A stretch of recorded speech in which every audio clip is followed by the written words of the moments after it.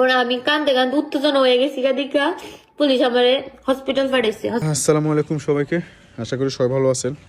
তো ইতালিতে আজকে দুই একদিন না 2-3 দিনেই একটা মেয়ে খুব ভাইরাল হয়ে গেছে যে পরকিয়া করি সফলিত হারানো। যাই হোক, যদি পরকিয়া করি সফলিত হারানো অন্য দুঃখে হাসা ভালো না, এটা আল্লাহ বদ্দা দিব। তোবা এটি দুয়া বাচ্চা আছে, আর রীতি স্বামী আছে। গত 3 বছর না 2 বছর আগে ইতালিতে আইসে, এর মধ্যে ফরকের মধ্যে জড়াই গেছে। হাতে দোয়ানে গেছে, তার লগে ফ্রেম করছে, হাতে দোয়ানে গেছে। তো হাতে বিয়ে করতে চাই না, হাতে মানে চিন্তা করছে যে জিতি জামাইরে রাখি। জামাই তো বড়টা কথা না, জামাই ইচ্ছা গেলে আর 50 গাবে, এটা ফ্যাক্ট ন। যদি 2-3 হোলারে রাখি 10 মাস 10 দিন হেঁটে ধরি, হেগুনের মায়া শাড়ি দিয়ে আর কাছে চলিয়ে যেতে পারে। 2 দিন হরে আর মায়া শাড়ি দিয়ে আর কাছে যেতেনো যায় গেছে, এর গ্যারান্টি কিয়া। তো হাতে হিললে এত কথা হয়েছে, আজ যা খাবার খাইলিছি, আর খাবার দরকার আসলে বিরিয়ানি খাইছি, এই কাচ্চি খাইছি, কাবাব খাইছি, যা আছে সব খাইয়ে লাইছি। তো হিদের তো বিয়ে করতাম না, হ্যাঁ তুই শীতের খাইবে বলে হিদের দেখাইছি। তখন হিতে গেছিল বিশ্বাস চাই, হ্যাঁ হিতে গেছিল মানে ডেঞ্জারাসভাবে বিশ্বাস চাই। তি ব্যাকের কাছে চাইছে, হিতির কত তঙ্কা ব্যাকের কাছে কালার হয়ে গেছে, হিতি ফ্রেম করছে, হাতে ফটাইছে। হিতির 90% দোষ হইলে হল, আর 10% হইলে দোষ আছে। তো আচ্ছা কুদরি ভিডিও দিব, মানে ভিডিও গেছে তো সান কুদরি হিতির কথায় কুদরি দিব। এত বেশি বড্ডা দিল তো আর চাইতেন না। তো যাই হোক, হোলা ছবিও দিব। দেখ, হ্যাঁ আমার জীবনটা ধ্বংস করে লাইছে। হ্যাঁ আমার বাচ্চা কাচ্চা থেকে আমার আলাদা করছে।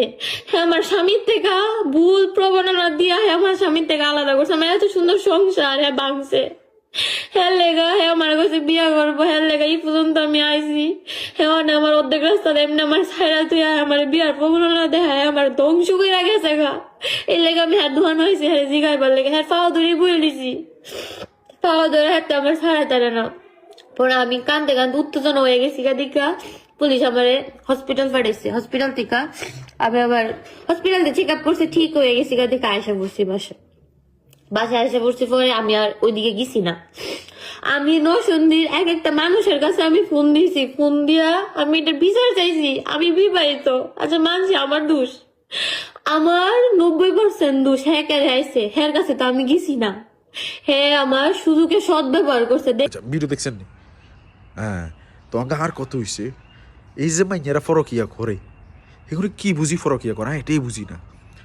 বোন তুই জামাইরে ছাড়ি দিয়ে এলে, হ্যাঁ গেছি কিনলে বুঝতে পারি যে জামাই মনে মানে ন অয় ন ভালোবাসতে হারস ন, হেতে তোরে ভালোবাসতে হারে ন, হেতে তোরে দিত হারে ন, হেতে বেশিক্ষণ টিকে না, তোর আরো বেশি চাহিদা মানলাম।